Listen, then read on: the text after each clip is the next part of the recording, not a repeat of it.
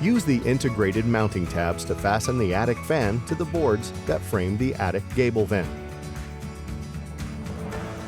Drill 3 screws into each of the pre-cut holes on the 4 mounting tabs.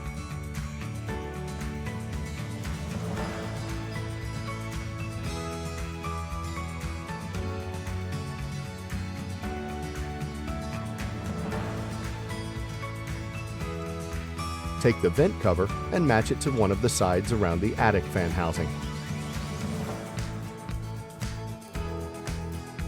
Use 2 provided wood screws to attach each corner to the wood framing around your gable vent. Repeat the previous steps for the 3 additional covers.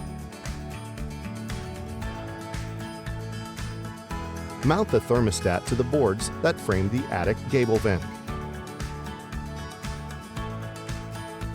Plug the Pro Attic Gable Fan into a nearby outlet. Now your attic can stay healthy and cool all year long.